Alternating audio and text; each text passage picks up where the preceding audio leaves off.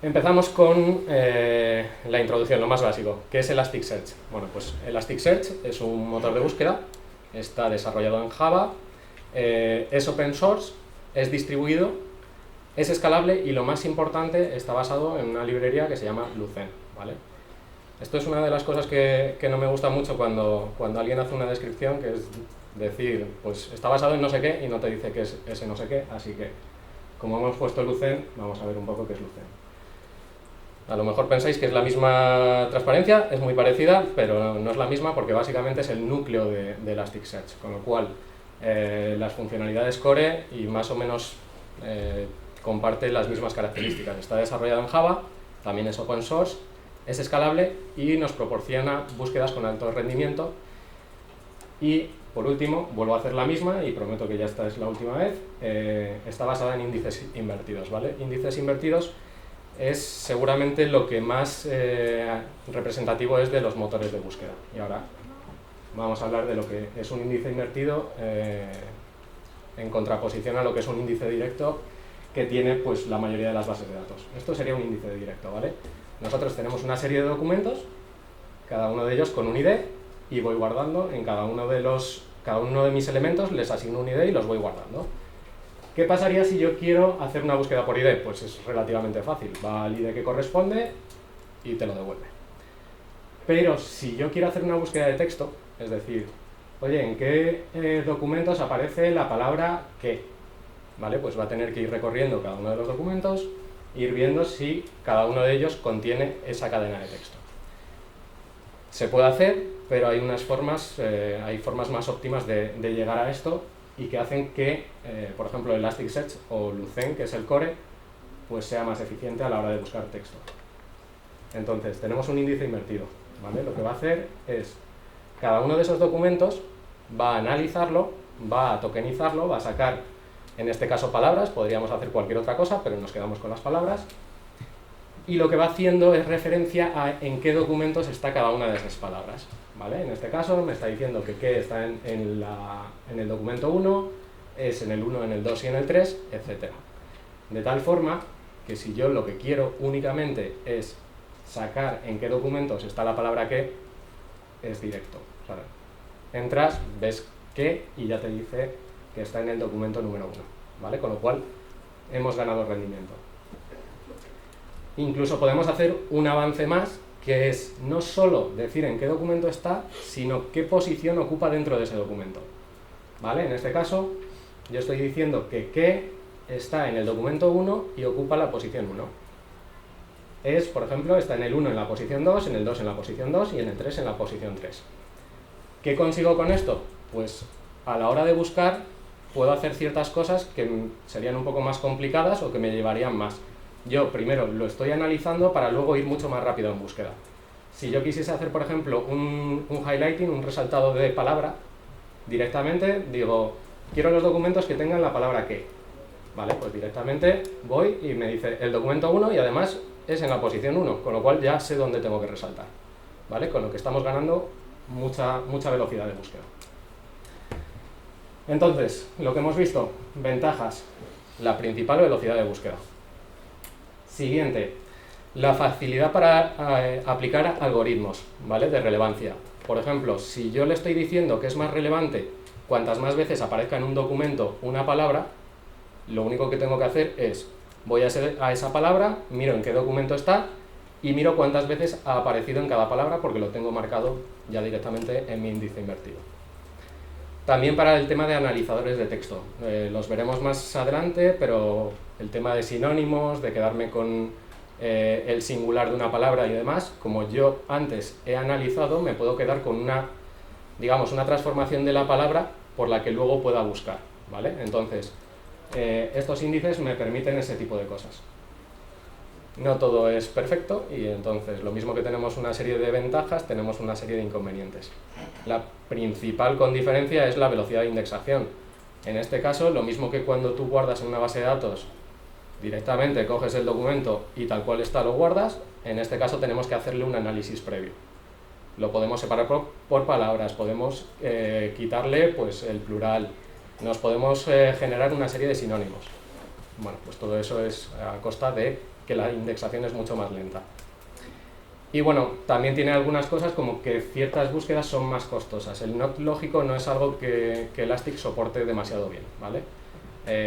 Con lo que hemos visto del índice invertido, si tú le dices, dame documentos que contengan esta palabra, pues vas y lo encuentras y ya está.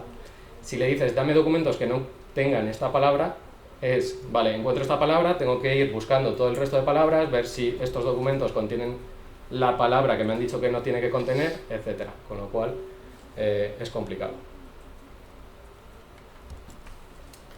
Vale, y una vez que hemos visto un poco cuáles son los conceptos, vamos, el núcleo de Elasticsearch, ¿qué es lo que me proporciona Elastic y qué es lo que me proporciona Lucene? Vale, pues Lucene es el core, ¿vale? Es lo que realmente me está dando toda la parte de generación de índices invertidos que acabamos de contar, la parte de búsqueda y ciertas características adicionales, como, pues eso, analizadores de texto, ordenaciones, resaltados de coincidencias, etc. Elastic lo que hace es, vale, tú tienes una librería Java y yo lo voy a exponer hacia afuera con un servicio REST y aparte pues me va a dar todos los temas de distribución pues de nodos en un clúster, de alta disponibilidad y además me va a dar una serie de funcionalidades adicionales. Tiene herramientas de análisis, me permite gestionar múltiples índices, lo que hemos hablado de gestión de clúster, etc. ¿Y para datos estructurados de una base de datos relacional sirve esto? Sirve, pero esto es lo de siempre. Si tienes que tener un Elastic y dices, bueno, pues ya que lo tengo, puedo hacer esta otra funcionalidad de una base de datos relacional, pues bueno, lo puedes hacer, pero al final cada cosa la suelen hacer que sea óptima para un trabajo en concreto. Esto es muy bueno para búsqueda de texto. Si lo que quieres hacer no tiene búsqueda de texto, yo no utilizaría un Elasticsearch. A no ser que la base de datos relacional que tengas pues no te permita ciertas cosas de escalabilidad o de alta disponibilidad, que con Elasticsearch, como veremos, es muy fácil. Pero si es posible, seguramente haya otras bases de datos que tengan eso y que hagan mejor el trabajo. Vale, y bueno, esta charla es de Elasticsearch, pero realmente Elasticsearch empezó siendo solo Elasticsearch, pero ahora es un ecosistema de pues, aplicaciones y de módulos, etc. Entonces tenemos Elasticsearch, tenemos Kibana, que lo vamos a utilizar en esta clase y en la siguiente profundizaremos un poco. Logstash y Bit es para ingesta de datos. Y luego nos da XPack, que es una serie de módulos de pago, pues que nos aporta todo el tema de seguridad, de monitorización, de alertas, etc. ¿Vale? Nosotros en este curso nos vamos a centrar en Elasticsearch. Vamos a ver otra herramienta que no sale aquí porque realmente no es de Elastic, pero está muy bien para gestionar clusters. Y también veremos Kibana en un aspecto que no se suele ver muy a menudo y en la próxima clase sí que en el clásico, que es de visualización. ¿Vale? Entonces vamos a pasar primero a los conceptos básicos. Tenemos muchísimas palabras, seguramente muchas de ellas ya las habéis escuchado o visto en otras tecnologías. A lo mejor hay algunas que os resultan un poco más extrañas, pero bueno. Por lo general son muy parecidas a cómo se utilizan en, yo que sé, si habéis utilizado Mongo o cualquier otra cosa que tenga clúster, nodo, etcétera, va a ser muy parecido. Hay algunas que a lo mejor tienen alguna diferencia. Entonces vamos a empezar por explicar de menos a más. Lo primero, un documento, unidad mínima de información. En Elastic los documentos son JSON, ¿vale? Es una información que vamos a tener clave, valor. El valor puede ser más o menos complejo, pero al final siempre va a ser eso, clave y valor.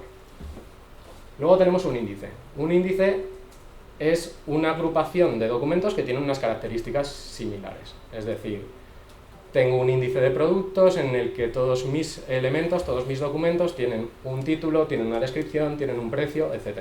O uno de usuarios que tienen nombre, apellido y edad, ¿vale? Todos tienen más o menos la misma estructura. Aquí entre medias os voy a contar uno que no aparece en la transparencia, que es el tipo, y no aparece porque lo están deprecando de manera gradual, ¿vale? Entonces, habrá algún ejemplo en el que os enseñaré que se está utilizando el tipo porque todavía no lo han quitado del todo, pero tampoco merece la pena ahondar en ello. Es muy parecido, realmente es muy parecido a un índice. Lo que hacían antiguamente es que tú podías tener dentro de un mismo índice usuarios y productos, ¿vale? Pero realmente tampoco aporta mucho con respecto a lo que tienen ahora. Entonces, el siguiente paso que han hecho es que cada índice solo puede tener un tipo, y a partir de, yo creo que es la versión 7, directamente no tendrán tipos. Problema, que ahora es un momento de transición y hay veces que necesitas utilizarlo y veces que cuando lo pones te dice que no deberías utilizarlo, ¿vale? Entonces, simplemente para que lo conozcáis, pero no aparece precisamente por eso. Tenemos un nodo que es una instancia de Elasticsearch, ¿vale? Es donde se almacenan los documentos y el que ejecuta las búsquedas. Realmente, tú cuando te bajas de la página de Elastic el archivo comprimido y lo ejecutas, estás levantando un nodo de Elasticsearch. Podrías levantar incluso varios nodos en la misma máquina, lo que pasa es que no tendría mucho sentido, ¿vale? Porque al final estás utilizando los mismos recursos y si se cae la máquina, se caen los dos nodos, con lo cual, idealmente, un nodo se tendría que equiparar a una máquina, ¿vale? Tú tienes una máquina con una ejecución de Elasticsearch y eso sería un nodo. Un clúster, pues un conjunto de uno o más nodos. Importante, de uno, es decir, un único nodo de Elasticsearch ya se comporta como un clúster. Con lo cual, tanto si tenemos 3 nodos o 50 o uno por debajo, funcionalmente nosotros vamos a poder atacar a ese clúster o a ese nodo como si fuese un único nodo o un único clúster. Y los dos conceptos, sobre todo uno, el de shard, que a lo mejor es el que es un poco más raro, es un fragmento de un índice. Es decir, yo tengo un índice muy grande, lo divido en trozos y cada uno de esos trozos va a ser un shard. ¿Por qué queremos tener shards? Pues, por ejemplo, si yo tengo un índice que es muy grande, que tiene varios millones de documentos, pues a lo mejor las queries me van bien, pero lo normal es que cuanto más grande sea ese índice, más lentas vayan las queries, ¿vale? ¿Qué conseguimos al dividir ese índice? Si yo tengo un índice de la mitad de documentos, idealmente va a ir el doble de rápido esa query. ¿Esto es la solución definitiva? No. O sea, tú no puedes ir dividiendo y diciendo, vale, pues con 1000 documentos me va súper rápido, pues pongo tantos shards como los que necesite para guardar todo con 1000 documentos por shard. ¿Por qué no? Porque al final lo que estamos haciendo es, dividimos el índice, luego va a haber un coordinador que va a hacer una llamada, va a ir preguntando a cada uno de esos fragmentos, el tiempo total de búsqueda será, como se hace en paralelo, será el que más tarde de todos ellos, pero cuando recupera los documentos los va a tener que juntar, va a tener que ordenarlos, etc. Entonces, al final tiene que haber un balance entre el número de shards, lo rápido que te va, y lo que va a tardar en luego juntar todos los resultados de todos los shards, ¿vale? Entonces, va a llegar siempre un punto en el que divides y al final pues va mucho peor que lo que te iba antes. Y el último concepto de esta parte es la réplica. Una réplica básicamente es una copia de un shard, ¿vale? ¿Qué nos proporciona el tener réplicas? Pues por una parte alta disponibilidad. Si se me cae uno de los nodos que tiene una réplica y tengo otra copia en otro nodo, no voy a perder los datos. Y por otra parte escalabilidad. Si yo tengo varios nodos que tienen la misma copia de un shard, yo le puedo preguntar, si tengo muchas queries, pues le puedo hacer una parte de las queries a cada uno de esos nodos, ¿vale? Con lo cual voy a aguantar más queries. Y estos son los tres últimos conceptos que vamos a ver. Por una parte, settings. Los settings es la configuración de un índice, ¿vale? En ella definimos cuál es el número de shards que va a tener un índice, cuál es el número de réplicas, muchos otros parámetros que realmente aquí no vamos a ver, pero bueno, podríamos definir bastantes parámetros de configuración. Importante, esta configuración es a nivel de índice y a nivel de clúster, es decir, yo dentro de un clúster no puedo tener un nodo que tenga un índice con una replicación de 2 y otro nodo que tenga una replicación de 3, ¿vale? Si yo defino que un índice tiene replicación de 2, lo va a tener en todos los nodos del clúster. Eso sí, dentro de diferentes índices yo puedo tener diferentes configuraciones. Puedo tener En mi índice de productos que le atacan muchísimas veces y que tiene muchas consultas, le puedo tener réplica 10, y en el de usuarios que le atacan menos puedo tener réplica 2, por ejemplo. También es importante que hay algunos parámetros que los puedes cambiar una vez que has configurado un índice y otros que no. El número de réplicas, por ejemplo, se puede cambiar. Es decir, si yo en un momento levanto otro nodo y quiero tener una réplica más en ese nodo, le pongo una réplica más y automáticamente él va a ir haciendo copias de esos shards y los va a poner en el nuevo nodo. Sin embargo, los shards no. Es decir, yo no puedo decidir, una vez que he indexado cosas, no puedo decidir cambiar el número de shards porque ahora las búsquedas me van mucho más lento, ¿vale? Hay posibilidades de hacerlo, pero todas ellas requieren volver a crear el índice, ¿vale? Incluso Elastic te da posibilidad, te da alguna API para hacer una recreación de ese índice con otra configuración, pero lleva su tiempo y habría que hacer, pues eso, me creo un índice nuevo con la configuración que yo quiero y le digo que me pase un índice entero al otro índice que acabo de crear y me borro el antiguo. Vale, los mappings es el modelo de datos, ¿vale? Igual que en una base de datos relacional, pues podemos tener los diferentes campos que tiene un documento, pues aquí definimos un poco lo mismo. Podemos definir que tenemos documentos de tipo producto, que tienen un título que es una string, que tienen un precio que es un float, etc. Incluso le podemos definir una serie de analizadores de texto, ¿vale? Que es lo que vamos a ver en el siguiente concepto. Lo que hacen los analizadores de texto es transformar la entrada, los documentos, haciendo, por ejemplo, lo que decíamos antes de separar en palabras, de aplicar sinónimos, de quedarse con la raíz de una palabra, etc. Y vamos a ver un ejemplo de por qué es necesario los analizadores de texto. En la parte izquierda tenemos, pues por ejemplo, un documento que hemos guardado en Elasticsearch o donde sea, ¿vale?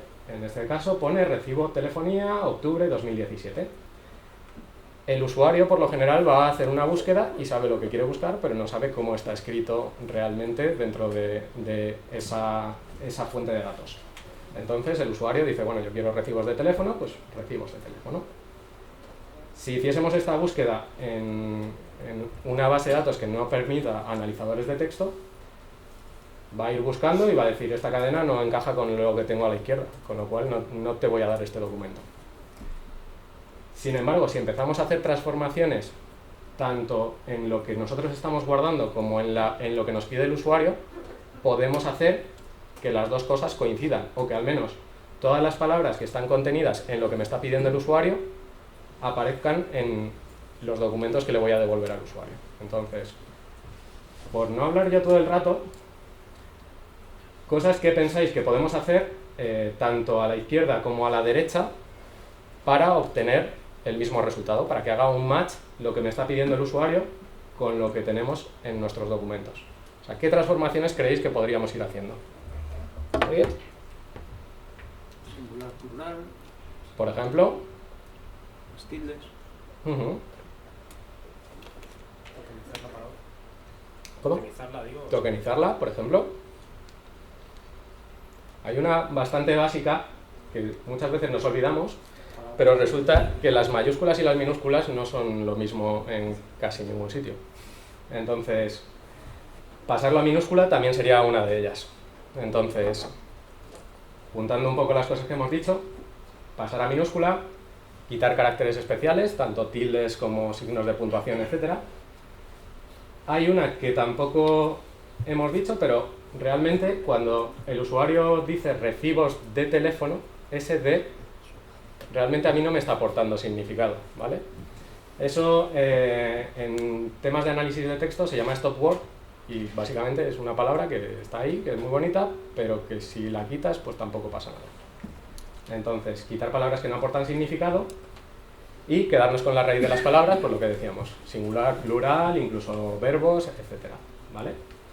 Si hacemos todo esto, vamos a ver un caso real con diferentes analizadores que nos proporciona Elasticsearch, por debajo los proporciona Lucene, pero que podemos hacer con Elasticsearch, ¿vale? Es exactamente el mismo de antes. Entonces yo tengo lo que os decía, por una parte en tiempo de indexación y por otra parte en tiempo de búsqueda. Tiempo de indexación. Yo recibo telefonía octubre de 2017. Primero le paso un filtro lowercase, ¿vale? Con lo cual lo tengo ya todo en minúscula. Siguiente, char filter, le puedo quitar las tildes. Básicamente lo que va a hacer es un mapeo. Todo lo que sea ahí con tilde lo pasas ahí sin tilde. Lo siguiente, tokenizer, ¿vale? Con eso me estoy quedando con los diferentes tokens. En este caso le estoy diciendo que me tokenice por espacios en blanco, por signos de puntuación, etc. Con lo cual ya tendría 4 tokens. Stop words, en este caso no hay ninguna que no cuente, con lo cual este filtro no haría nada, pero lo tenemos ahí. Y por otra parte, stemmer es el que se queda con la raíz de las palabras, ¿vale? Con lo cual se quedaría con receive, por ejemplo, teléfono, octubre y 2017. Por otra parte, análisis de búsqueda. Bueno, pues tenemos recibos de teléfono, lo pasamos a minúsculas, le quitamos tildes, lo tokenizamos. Ahora sí aplica stop words, ¿vale? SD ve que no aporta significado y lo quita. Y cuando aplica el stemmer, ¿qué conseguimos? Pues que las dos palabras que el usuario nos había pedido resulta que están en mi documento, con lo cual se lo podría devolver como resultado de su búsqueda.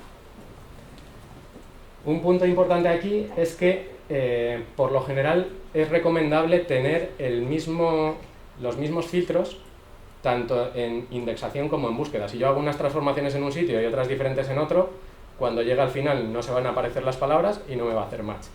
Hay algunos casos, y seguramente veremos alguno en la siguiente clase, en los que son muy pocos casos, pero en algunos me merece la pena tener pequeñas diferencias.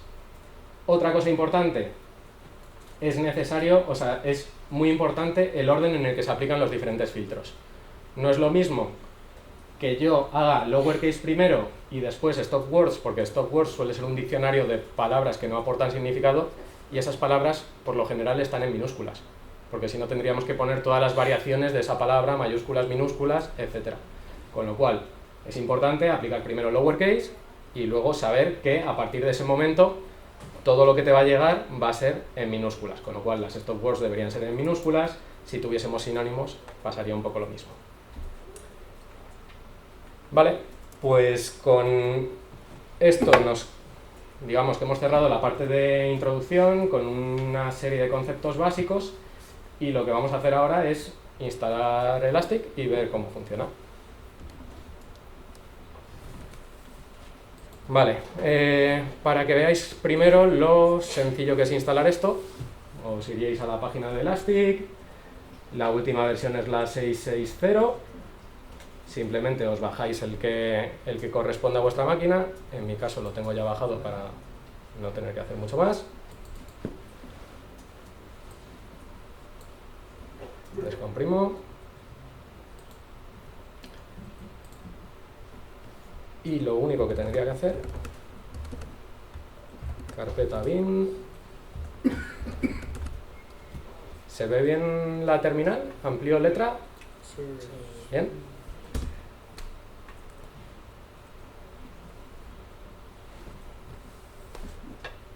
Vale, o sea, lo único que he hecho ha sido descargarme un fichero comprimido y ejecutarlo, ¿vale?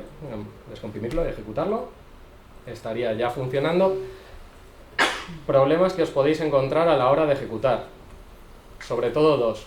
Uno, necesita una variable de sistema que es el número mínimo de documentos que tiene abierto, algo así. Bueno, si no carga, seguramente os salga un texto diciendo, oye, tienes que cambiar esta variable, e incluso te pone, creo que, cómo cambiarla, ¿vale? Entonces, te dice que tiene que tener un mínimo de no sé cuánto, por lo general, yo al menos en Ubuntu, suele ser más bajo, con lo cual hay que cambiarlo, ¿vale? El siguiente problema que podemos tener es que cuando se generan los índices va a guardar datos en una carpeta. En este caso, cuando no hemos configurado nada, nos lo va a meter en una carpeta que se llama data, que está dentro de nuestra carpeta de Elastic, con lo cual ahí no vais a tener problemas, pero es algo que se puede configurar y ponerle que esa carpeta donde te guarde los datos está en donde sea, en el path que vosotros queráis. El otro error más común es que esa carpeta no tenga permisos de escritura. O sea, yo creo que son los dos fallos que da más habitualmente. Aparte de eso, es que no tiene muchísimo más que hacer. Entonces, vamos a comprobar que esto realmente ha funcionado, entonces localhost 9200 es el puerto por defecto, ¿vale? En el que se arranca Elasticsearch. Y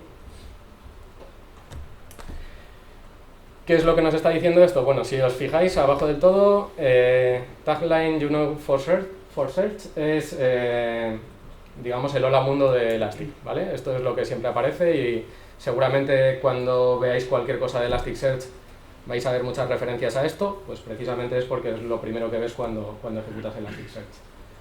Aparte de eso nos está diciendo poquito más, ¿vale? Nos está diciendo el nombre del clúster, el nombre del nodo y un poco de información de versión y demás. ¿Qué más cosas podemos hacer? Si atacamos a cat, me da una serie de endpoints a los que puedo llamar para obtener información, ¿vale? Por ejemplo, los que vamos a ver ahora son el de índices y el de health, que debería estar por aquí, ¿vale? Entonces, si me voy aquí y le pongo health, le voy a poner interrogación V para que sea verbose y me ponga un poco más de información. Se ve un poco mal. Vale, simplemente me está dando el estado de salud del clúster, ¿vale? Solo tengo un nodo, pero lo que os había dicho. Realmente para él, aunque sea un único nodo, lo trata como un clúster.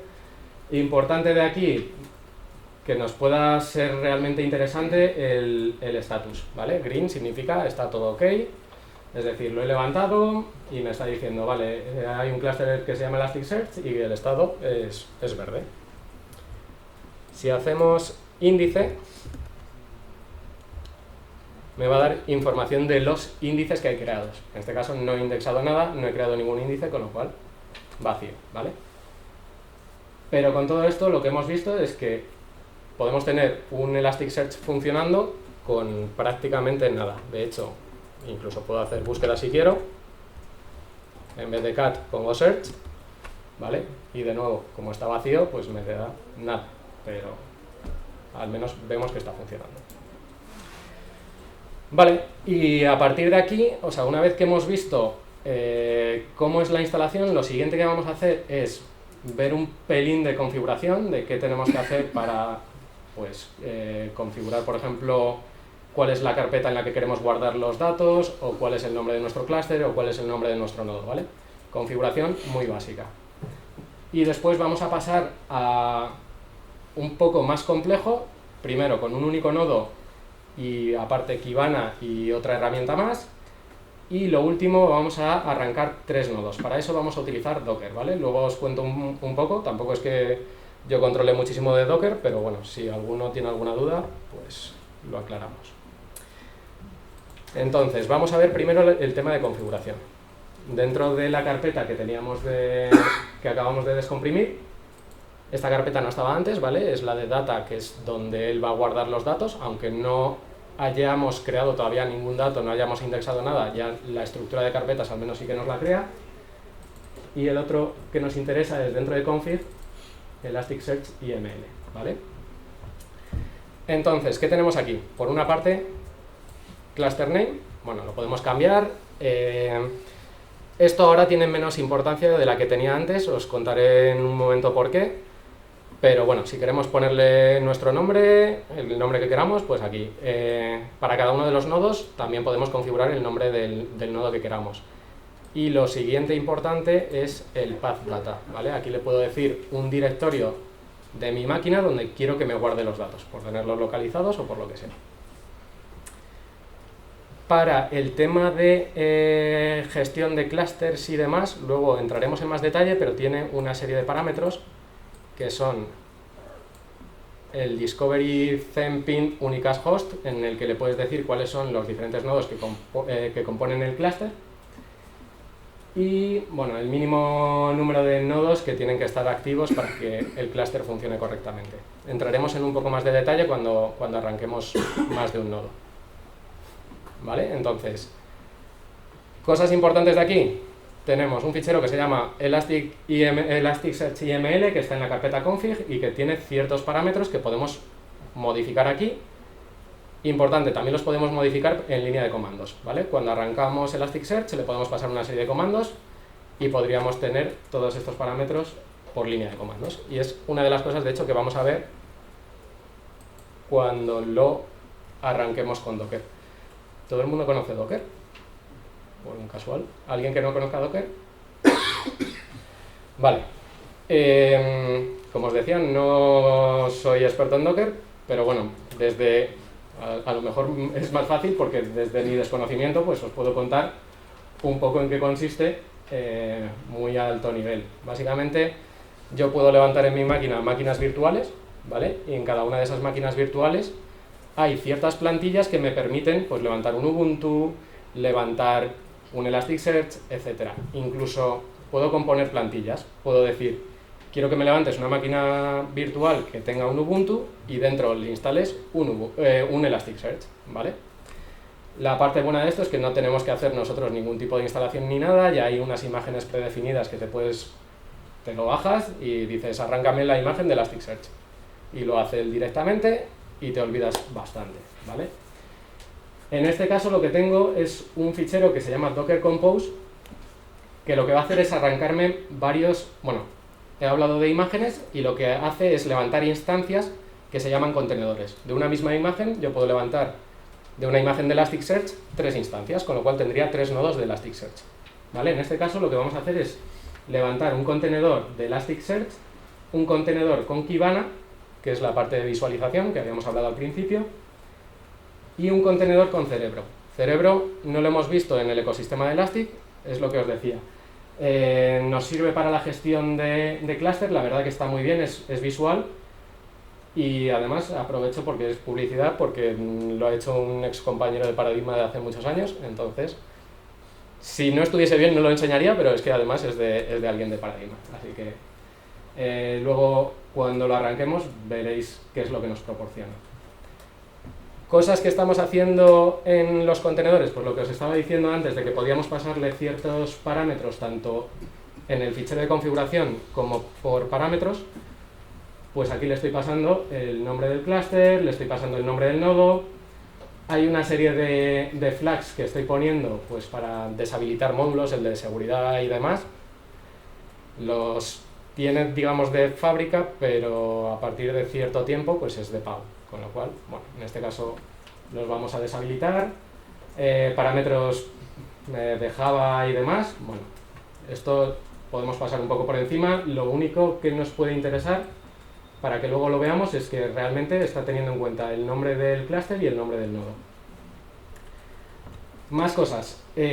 Como yo lo que estoy ejecutando en mi máquina es una máquina virtual, cuando hago referencia a un puerto, el puerto de esa máquina virtual puede ser diferente al que yo estoy viendo en mi máquina, ¿vale? En este caso, yo le estoy diciendo que me mapee el 9200 a 9200, con lo cual cuando llame a localhost 9200 va a entrar no en mi máquina en el puerto 9200, sino en el contenedor, con lo cual cuando llame a ese puerto va a entrar en el Elasticsearch, y el 9300 es por defecto el puerto que tiene internamente Elasticsearch para gestión, ¿vale? Y por último, lo que le estoy diciendo es que la imagen de Elasticsearch donde te guarda los datos es en este path, y yo lo que le estoy diciendo es que dentro de esa máquina virtual ese directorio se corresponde con un directorio que está en mi máquina física, ¿vale? Entonces me va a guardar todos los datos de este nodo en esta ruta. Cerebro, bueno, pues lo único que os tenéis que quedar es que el puerto es el 9000, poco más.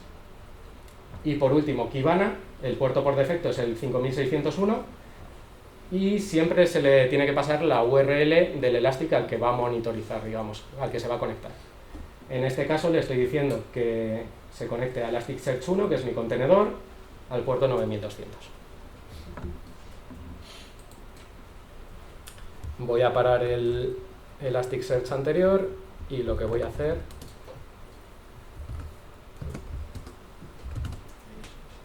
vale, lo único que tengo que hacer es hacerle un Docker Compose del nodo. Vale, Docker Compose -f, le estoy poniendo el fichero que os acabo de enseñar, que lo que va a hacer es bajarse las imágenes. Yo ya las tengo bajadas, pero se bajaría las imágenes y cuando terminase él arrancaría cada una de ellas, cada uno de los contenedores, ¿vale? Entonces, al ejecutar esto, empezaréis a ver logs de pues, Elasticsearch, Cerebro, Kibana. Es posible que salgan logs de error, ¿vale? Cuando pasa eso, al menos al principio, no es preocupante, porque puede ser que se haya levantado primero Cerebro, intente conectarse a Elasticsearch, o se haya levantado Kibana, se esté intentando conectar y todavía no esté levantado Elasticsearch. Con lo cual pueden salir trazas de error. Por lo general no va a haber ningún problema al levantarlo, ¿vale? Entonces creo que ya está. Lo podemos comprobar exactamente igual que antes. ¿Vale? Acabamos de ejecutar, estoy atacando a localhost 9200 y me está dando exactamente lo mismo que teníamos antes, con la única diferencia que me está cogiendo el nombre del nodo y el nombre del clúster que yo les he dado. ¿Vale? De nuevo, puedo hacer health.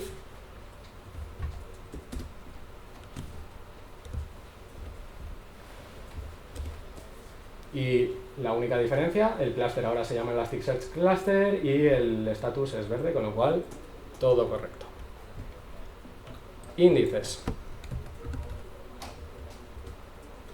Vale, ahora nos está apareciendo un índice. Nosotros no hemos creado nada. ¿Por qué nos está apareciendo un índice? Porque Kibana, su configuración, la guarda directamente en Elastic, ¿vale? Es una de esas cosas que preguntabas antes de ¿se puede guardar, se puede utilizar como base de datos relacional? Por lo general, pues no, pero ya que lo tengo y ya que me estoy conectando a Elasticsearch y tengo necesidad de guardar unos datos, pues aprovecho y lo guardo en Elasticsearch. Con lo cual está creando un índice que se llama .kibana/1, ¿vale? Lo único que es destacable de aquí es que los índices que tienen el punto por delante, pues un poco como en Unix, son ocultos, son especiales, ¿vale? Con lo cual tú cuando pidas los índices normales, este no te lo va a dar. Tienes que, por ejemplo, en Cerebro, pues hay una opción para poder ver esos índices. Y por último, si hacemos una búsqueda,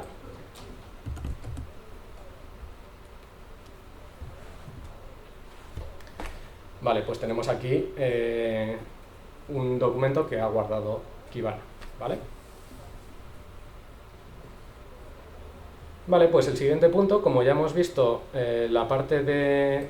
Bueno, hemos visto la parte de Elastic, vamos a ver la parte de Cerebro.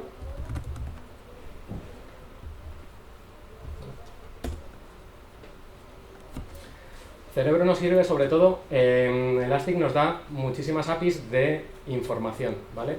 Pero son bastante feas o son JSON. Con esto lo que podemos hacer es tener una parte un poco más visual de lo que está pasando y del estado de nuestro clúster e información de nuestro clúster. En este caso, lo que le voy a decir es que se conecta Elasticsearch 1 al 9200, es decir, a nuestro Elasticsearch. Voy a ampliar un poco. Información que nos está dando ya de primeras. Bueno, pues el nombre del clúster, me está diciendo que hay un nodo, que hay un índice, un shard. Realmente no los estamos viendo aquí, pero si pulsamos aquí en Special, ¿vale? Ya tenemos información del índice que ha creado Kibana y me está diciendo que tiene un único shard, ¿vale? Con esto vemos que tiene un único shard.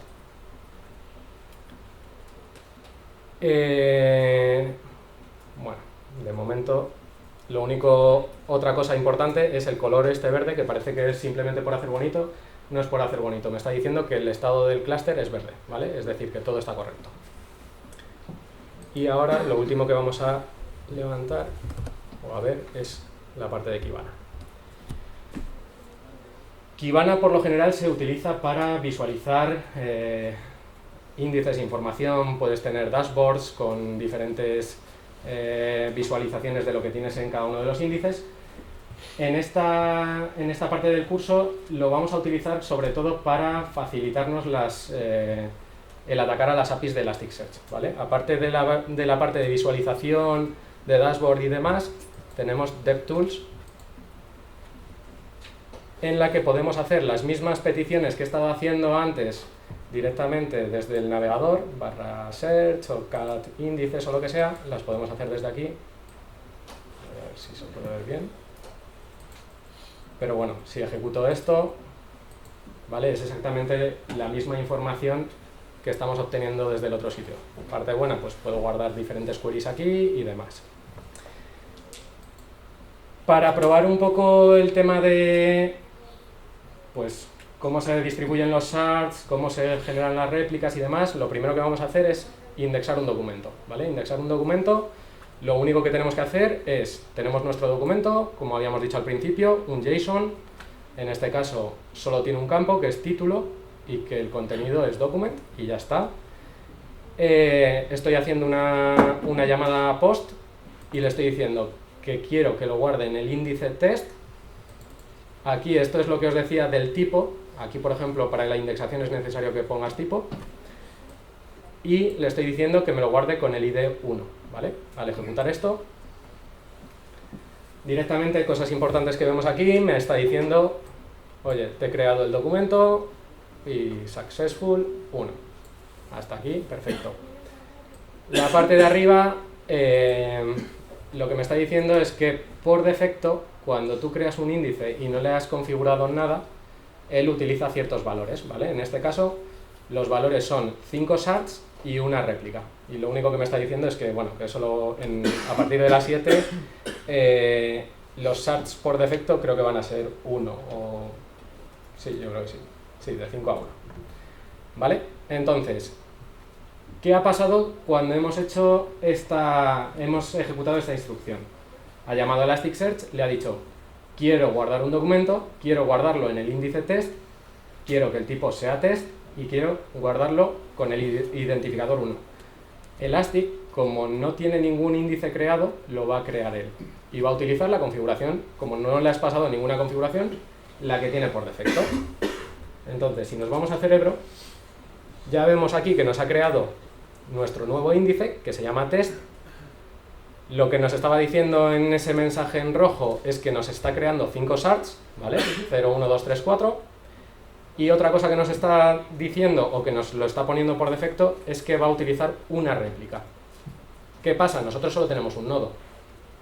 Con lo cual, lo que está diciendo es, yo tengo un único nodo, me estás diciendo que te pongo una réplica, ¿dónde te pongo la otra réplica? Porque lo normal es ponerla en otro nodo, por los temas que habíamos dicho antes, de alta disponibilidad, escalabilidad, etc. Con lo cual, los pone aquí y me dice, oye, hay 5 shards que no están asignados. ¿Vale? Y si os fijáis arriba, ha pasado el estado del clúster de verde a amarillo. Es decir, me está diciendo, aquí hay algo que no está del todo bien, ¿vale? Entonces, vamos a ver una transparencia sobre gestión de clúster antes de meternos a levantar ya un clúster de Elasticsearch.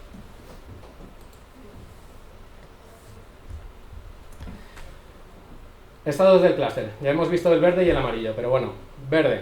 Todo está correcto. Tú me has dicho que tienes tantos shards y tantas réplicas y yo he conseguido asignarlas todas a todos los nodos que tienes en el clúster. Perfecto. Amarillo. Me está diciendo, bueno, todos los shards primarios, es decir, todos los shards que tienen información y que esa información forma un índice completo, al menos hay una réplica de todos que está funcionando. Con lo cual, si me haces una petición, yo voy a ser capaz de devolverte los datos perfectamente. Pero ojo que hay algún nodo que tú me has pedido que tendría que estar asignado, hay algún shard que debería estar asignado a algún nodo y no lo he conseguido hacer, ¿vale? Entonces, digamos que es una pequeña alerta de que algo no está correcto, o que se te ha caído un nodo y has perdido réplicas, o que le has puesto muchas réplicas y no tienes tantos nodos como para eso. Rojo, pues no tengo toda la información necesaria para devolver una respuesta correcta. Es decir, imaginad que tengo 5 shards, se me caen 2, esos 2 shards pueden tener información de mi índice. Si se me han caído, la he perdido.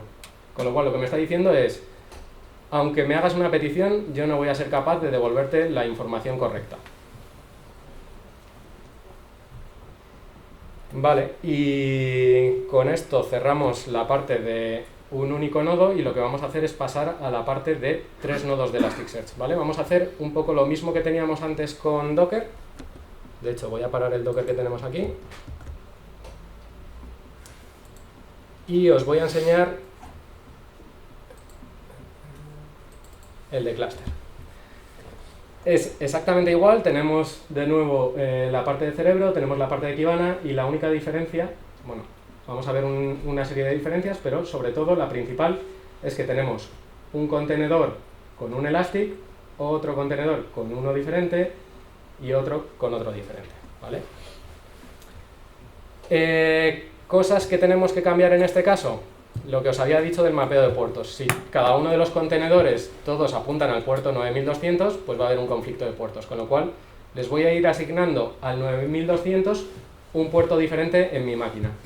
El 9200 del primer contenedor va a ser el 9201, el del segundo el 9202 y el del tercero el 9203.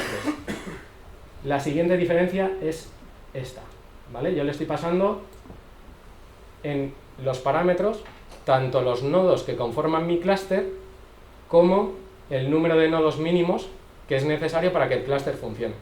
Ahora os voy a contar por qué es importante la parte del número de nodos que tienen que estar levantados. Pero antes de eso, lo único que os quería contar es que yo, por ejemplo, le podría pasar, ahora mismo le estoy pasando a cada nodo, le estoy pasando el resto de nodos, ¿vale? Incluido el mismo, pero no sería necesario. Yo podría decirle a este que se tiene que conectar a este otro y a este que se tiene que conectar al 2, ¿vale? Y al final entre ellos van a ir hablando y van a generar la topología del clúster. Pero bueno, es más fácil a la hora de generar, pues le pones a todos con todos y así si se cae uno, pues no pierdes esa información.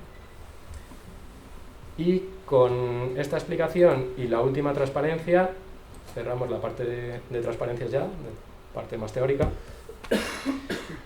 El descubrimiento de nodos es vía unicast, ¿vale? ¿Por qué es importante esto? Esto significa que tú le tienes que definir cuáles son los nodos a los que se puede conectar. En el pasado se hacía con multicast, es decir, yo me metía en mi red y buscaba todos los nodos que tuviesen el mismo nombre de clúster.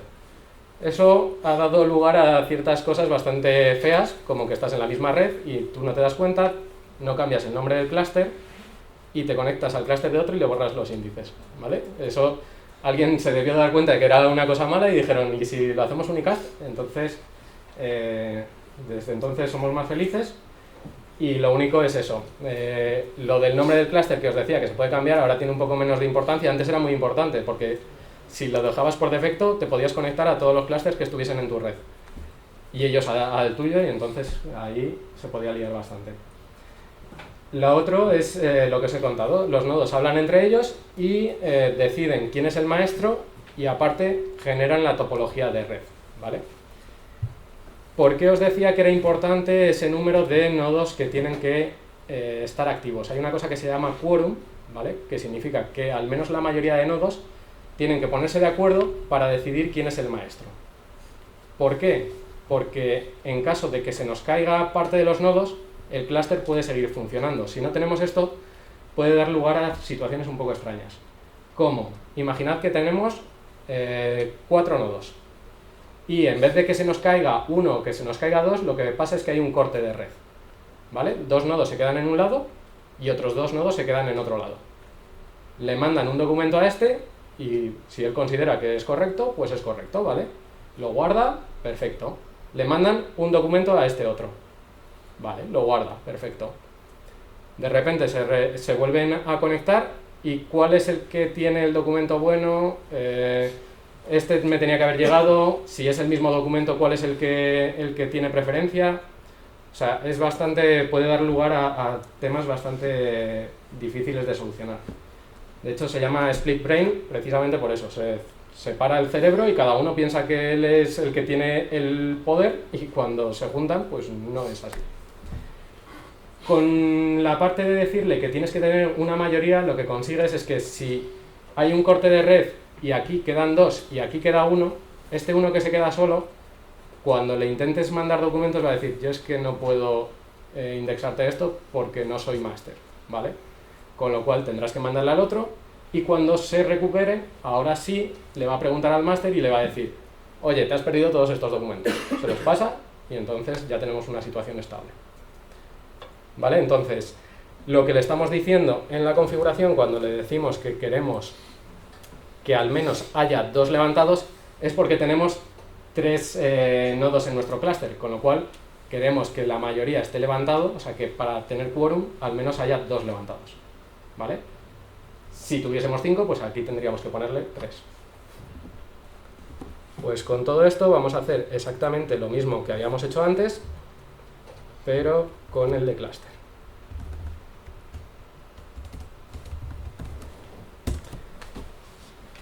Ahora va a tardar un poco más porque, primero, porque tiene que levantar 3 Elastic, y no solo tiene que levantar 3 Elastic, sino que se tienen que poner de acuerdo entre ellos, tienen que conectarse unos a otros, ver cuál es la topología y decidir quién es el que va a ser el líder de los tres nodos. Vale, veis aquí lo que os decía, todas estas excepciones que está dando Cerebro es porque se habrá levantado Cerebro y todavía el clúster no está activo, ¿vale? Cuando esté el clúster activo deberían dejar de salir esas alarmas. Vamos a intentarlo.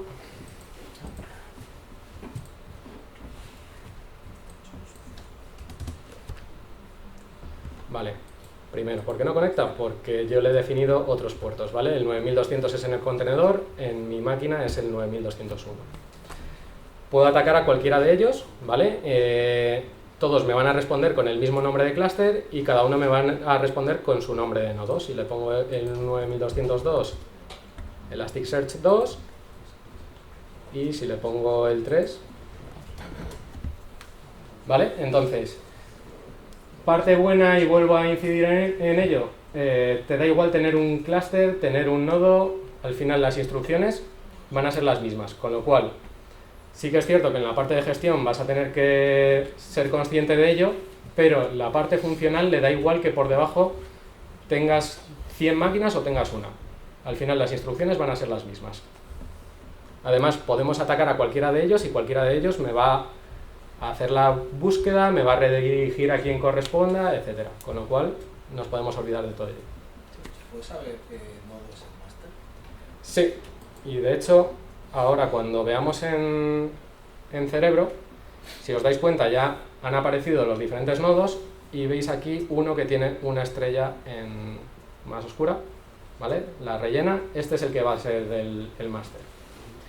De hecho, si tirásemos este nodo, al final pues no necesariamente se cae, se va a caer durante un momento, ¿vale? Pero como al menos hay dos activos, van a hablar entre ellos y van a decir yo soy el maestro, y se va a elegir un nuevo maestro y podrá seguir funcionando el clúster, ¿vale?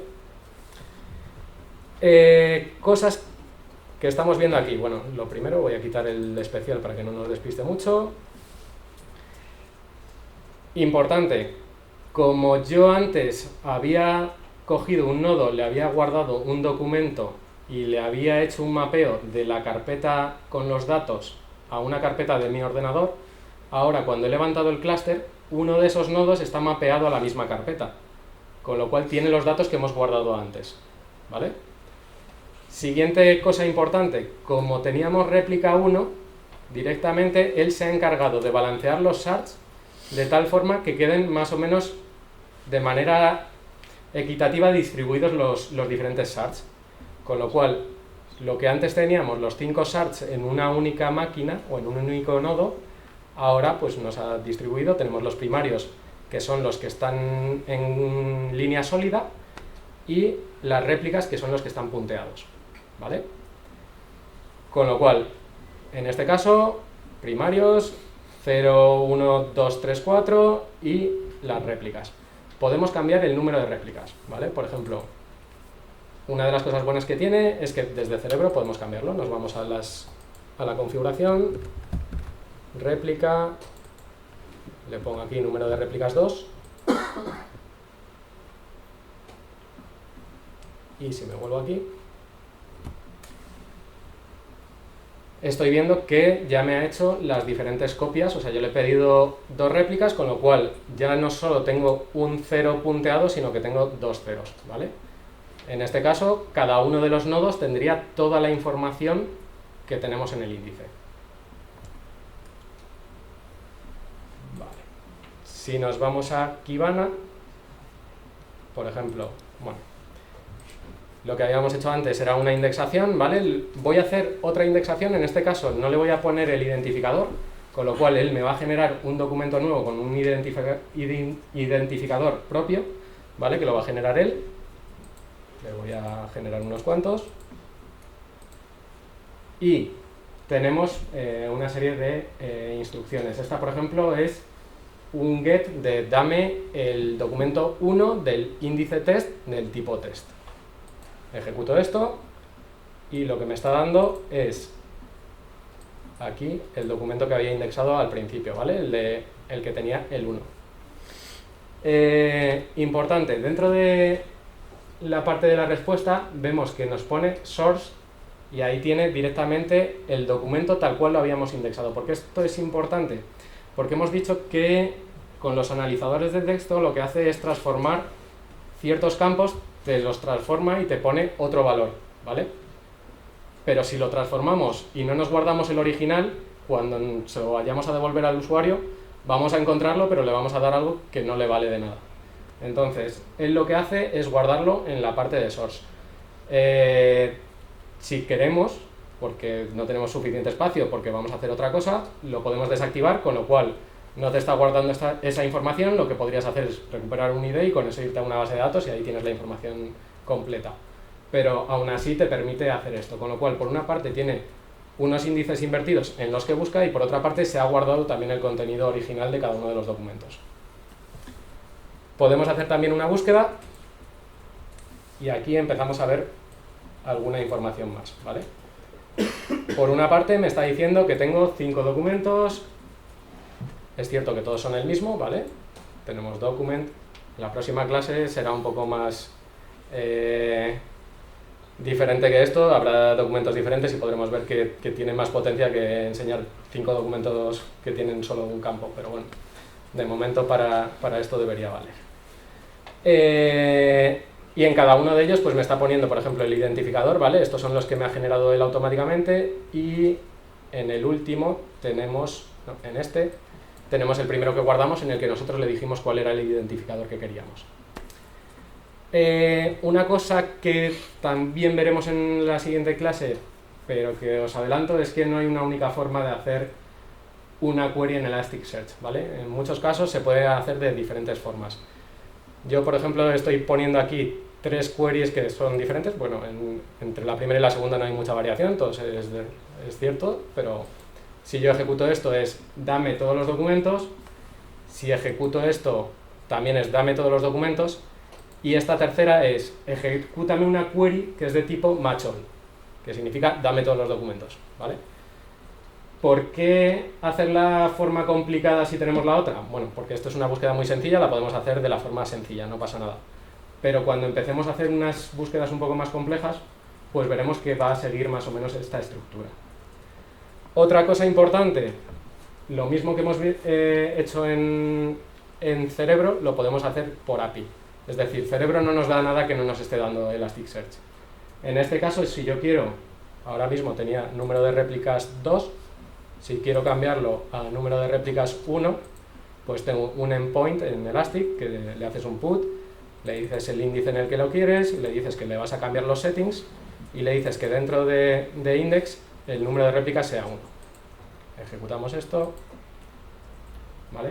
Y vemos que se ha cargado las réplicas. Ahora mismo ya solo tenemos una réplica de cada uno de los sats.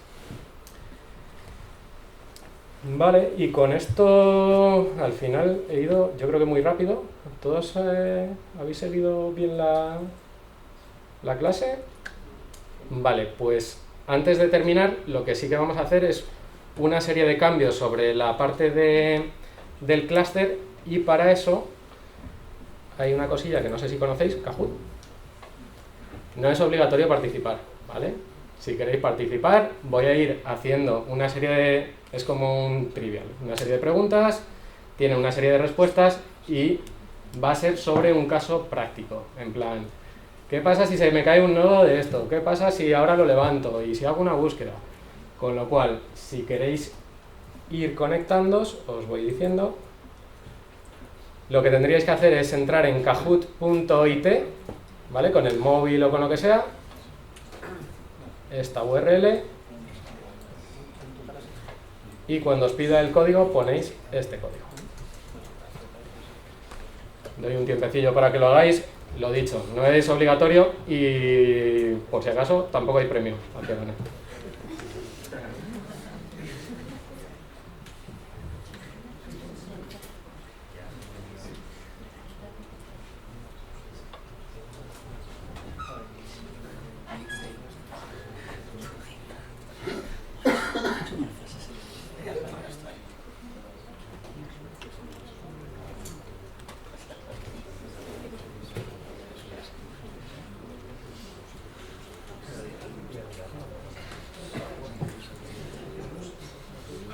Que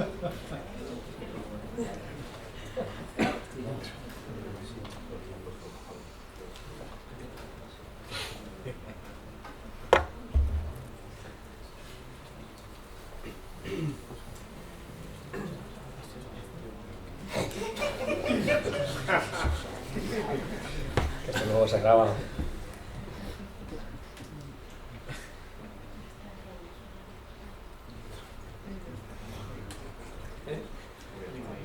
Bueno, doy hasta ahí 13 mismo y a no ser que alguien me diga no me ha dado tiempo y quiero conectarme.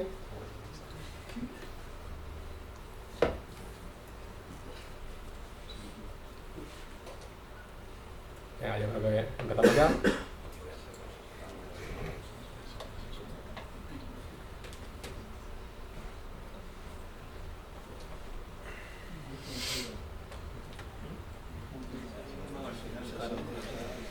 Vale, le doy ya a empezar. Los que no hayáis entrado no pasa nada, podéis seguirlo igualmente.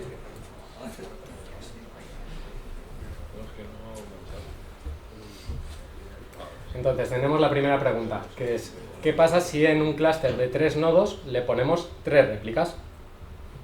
¿Cuál sería el estado final del clúster?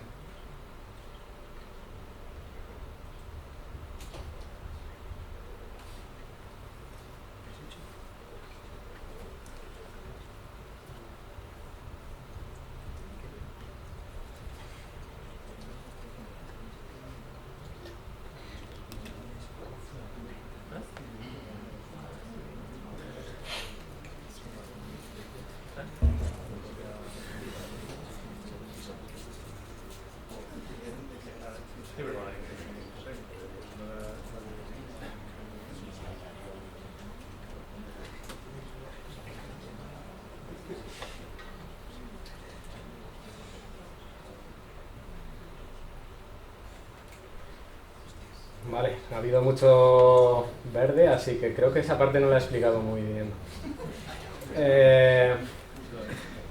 Vale, recordáis que antes cuando habíamos puesto 2 réplicas, lo que estábamos haciendo es asignar uno de cada uno de los tipos de shards o de cada fragmento a uno de los nodos. Es decir, teníamos los 5 shards en cada uno de los nodos, con 2 réplicas.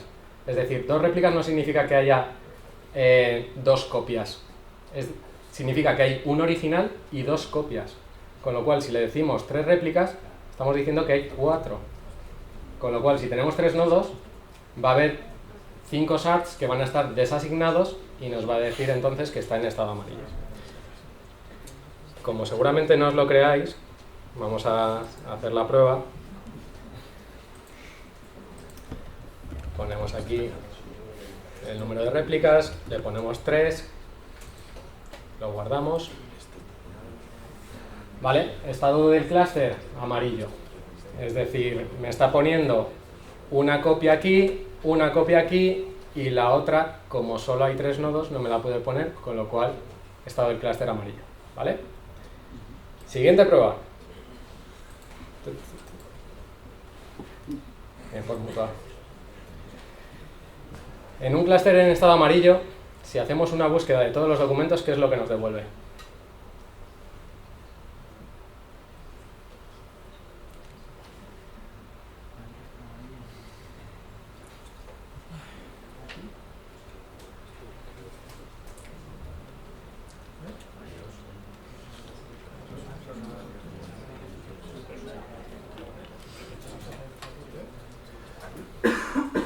Por si acaso os digo que tiene un poco de trampa, ¿vale?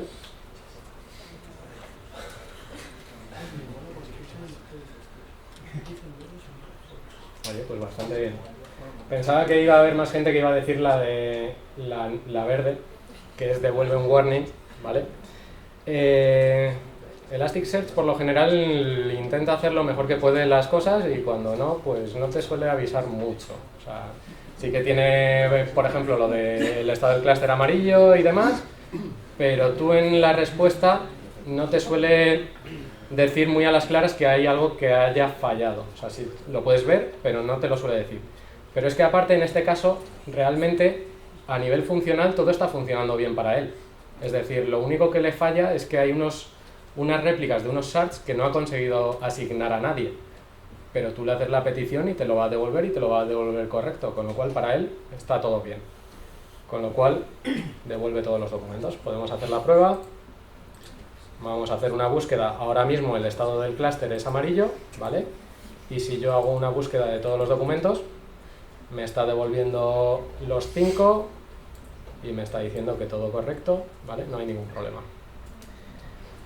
Así que con esto voy a pasar el número de réplicas a 1. Bueno, lo voy a hacer desde aquí. Número de réplicas 1. Esas APIs entiendo que se pueden autenticar de alguna manera, como mínimo, ¿no? Aunque no tengas el fiscal. ¿Me lo dices a nivel de seguridad o...? No, te lo digo por hacer algo... Nosotros cuando hemos desplegado esto en algún sitio y no hemos puesto el módulo de seguridad, que es lo que realmente se supone que cuando estés en producción deberías hacer, tienen algo por encima que lo que hacen es todos los que estén en esta red pueden acceder y los que no.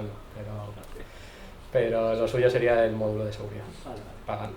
¿Y cuesta mucho? Pues si te digo la verdad, no tengo ni idea. A lo mejor en la vida.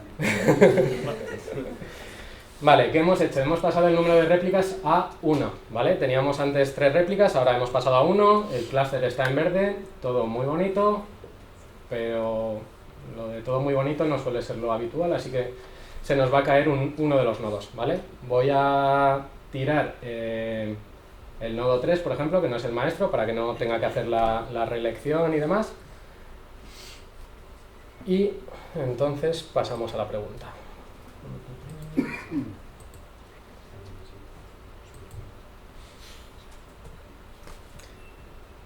La pregunta es, ¿qué pasaría?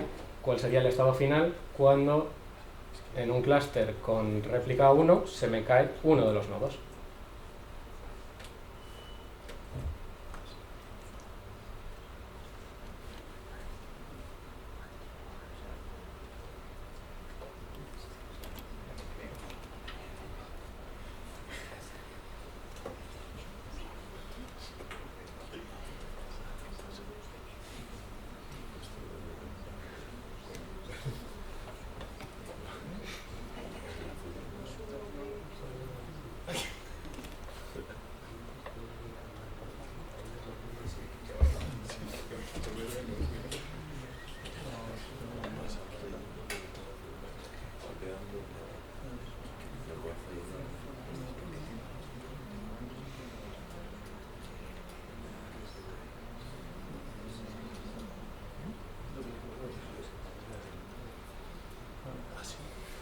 Bastante bien. Al final, ¿qué pasa cuando tenemos una réplica? Bueno, de hecho, como hay veces que le cuesta un poquillo, voy a ir parando el nodo.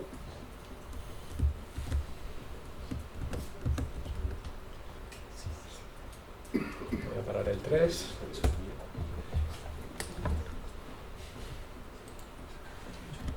Vale, si os dais cuenta, primero pasa amarillo. ¿Por qué? Porque realmente todos los shards del nodo que se han caído se han perdido. ¿Cuál es la parte buena? Que como tenemos una copia al menos de cada uno de ellos, siempre vamos a tener, en los dos que nos queda, vamos a tener todo el índice completo. Con lo cual, lo que va a empezar a hacer es, primero, darse cuenta de que se ha caído. Van a empezar a hablar entre ellos. Oye, que yo tengo esto, que yo tengo no sé qué. Van a copiarse los shards, por ejemplo, el 0, el 2 y el 4, el 0 está aquí, pues el 0 lo copiará de aquí a aquí. El 4 que está aquí lo pasará aquí y el 2 lo pasará arriba, ¿vale? Suele tardar, y cuantos más documentos, por supuesto, va a tardar más porque va a tener que mover muchos datos. Aún así, bueno, lo voy a dejar aquí un momento para ir contándoos el resto de preguntas. Bueno, pues esta vez ha tardado un poco menos. Pero bueno, la posición final ya veis que solo tiene 2 nodos, pero cada uno tiene toda la información, todo correcto, está todo asignado, estado del clúster verde, ¿vale? Vale, vamos a levantar de nuevo el nodo.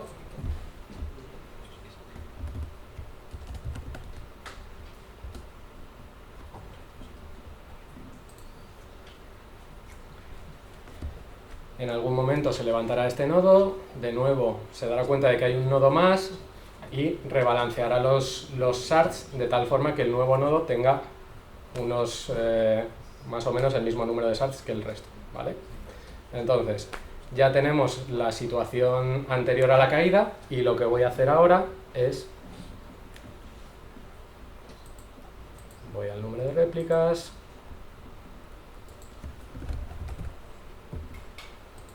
Y le voy a poner 0. Es decir, no tengo ninguna réplica. ¿Vale? Tengo un shard que tiene... O sea, tengo un nodo que tiene un shard y los otros dos tienen 2 shards. Así que, la siguiente pregunta... ¿Cuál sería el estado final cuando tiro un nodo? En esa misma situación, ¿vale? Cluster, 0 réplicas.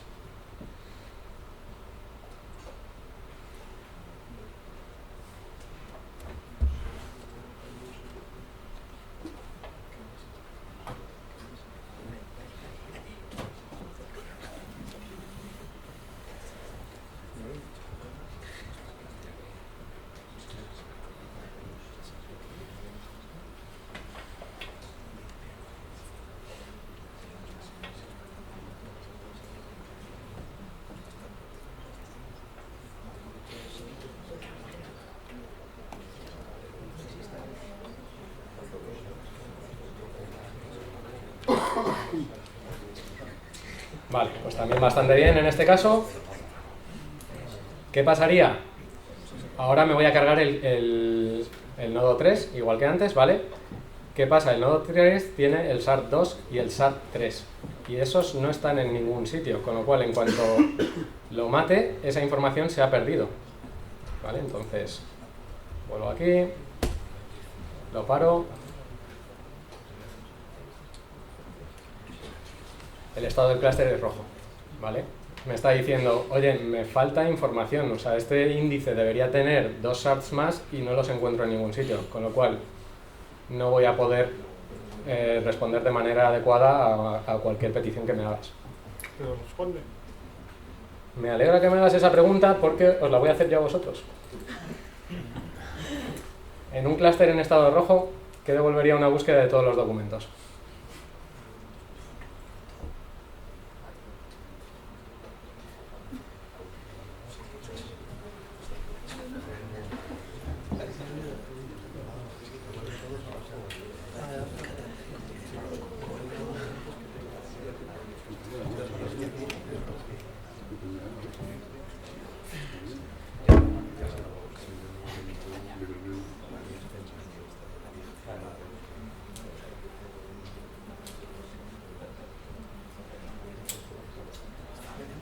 Bien, o sea que tenéis confianza en que Elasticsearch, a pesar de estar en estado rojo, nos vaya a devolver documentos.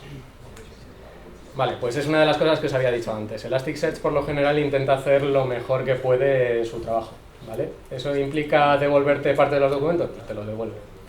Entonces, en este caso, ¿qué es lo que pasaría?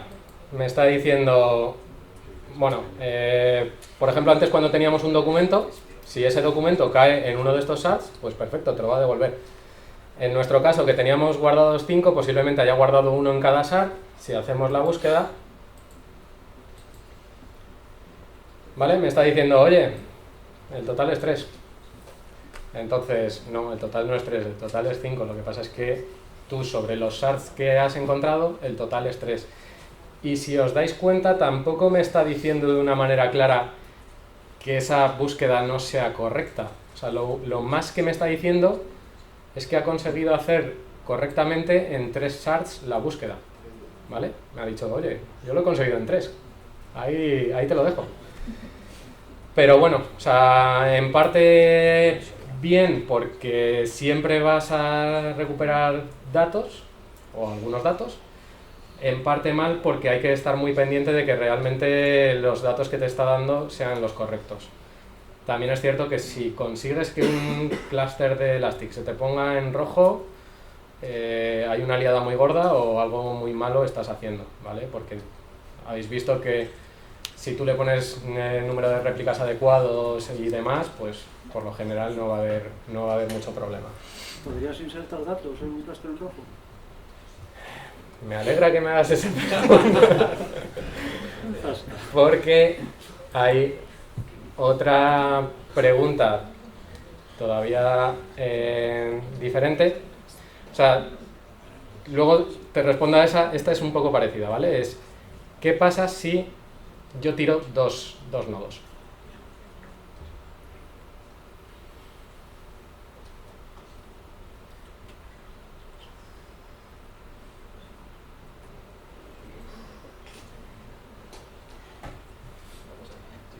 Esto de las preguntas con los colores los está puesto. Sí, sí. O sea, lo de... No es cosa mía, los pone él como...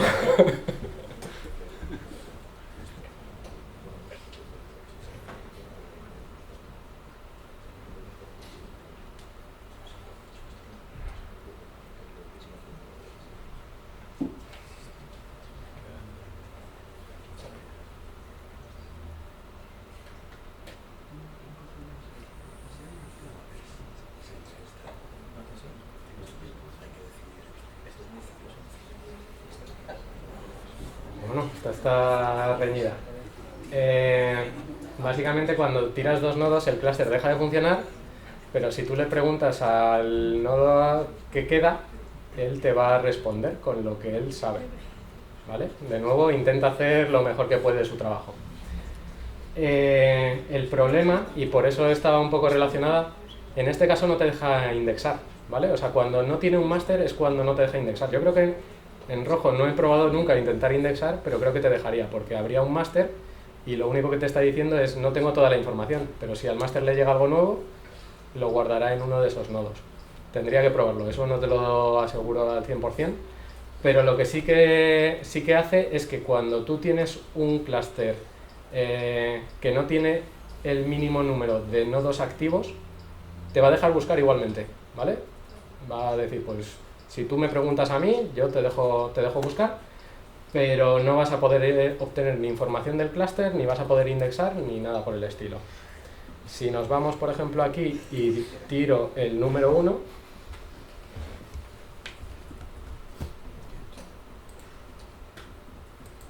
de hecho veréis que en algún momento cuando se caiga ya directamente he perdido cerebro porque ya no tengo información, yo no le puedo preguntar información sobre el clúster, ¿vale? Pero si me voy, por ejemplo, a... no sé cuál es el que estaba levantado, el 2 creo, y le pongo search,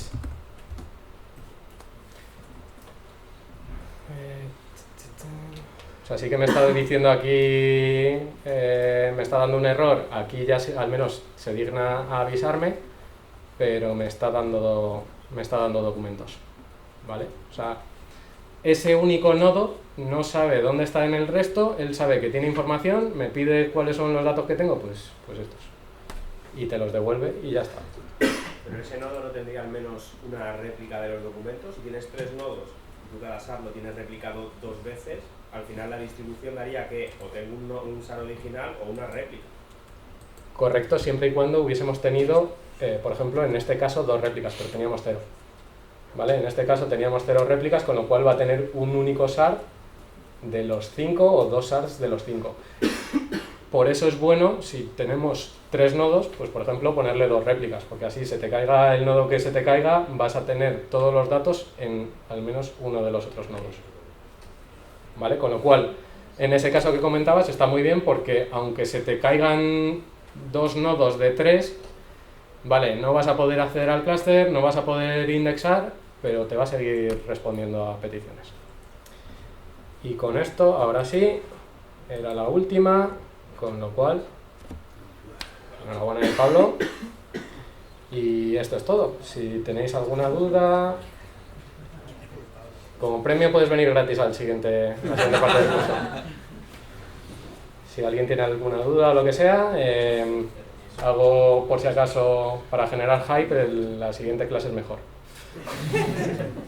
No, la siguiente clase es de funcionamiento, veremos queries, veremos agregaciones y veremos un poco de visualización. Una pregunta. ¿Tú puedes autenticar a los miembros del clúster? O sea, aparte de decirles que hablen con no sé qué, ¿puedes poner alguna clave o algo para los miembros del clúster para que nadie te pueda meter ahí un cacharro más? O... Con la parte de seguridad tiene... Solo en la parte de seguridad. Yo entiendo que sí. O sea, y la parte de seguridad tiene bastante granularidad. O sea, puedes incluso decirle... Esta persona tiene acceso a este índice o tiene acceso, creo que llega hasta nivel de campo, puede ver este campo y esta otra no. Pero ya te digo, todos los módulos de pagar no los he llegado a tocar mucho. ¿Y sobre actualizaciones qué tal? ¿Cambio de versiones? ¿Qué tal se lo come? Actualizaciones va bastante bien, de hecho, yo por ejemplo, cuando preparo los cursos y tal, como los suelo preparar con un poco de antelación, por ejemplo, con Docker estoy levantando la 564 y ahora mismo, no, la 564 no, la 654, ahora mismo está la 660, o sea, menos cuando son cambios mayores de versión, no suele dar mucho problema. Además se actualiza bastante a menudo, es eso, o sea, yo creo que esto lo había preparado pues a lo mejor hace un mes y ha pasado de la 654 a la 660, o sea que bastante, avanzan bastante. Sí. ¿Vas a compartir el contenido? Vale, contenido. Yo entiendo que la presentación la subirán y si queréis la parte de Docker no hay ningún problema y también las queries que he ejecutado aquí pues os las puedo copiar y pegar. Por cierto, casi se me olvida y esto hubiese sido una liada muy buena. Bueno, lo primero, si tenéis alguna duda, mi correo, y si no, estoy en la planta 1. Bueno, pues si no tenéis ninguna pregunta más, si os ha gustado, pues os espero en el siguiente, que es el jueves que viene. Misma hora y mismo sitio. Muchas gracias.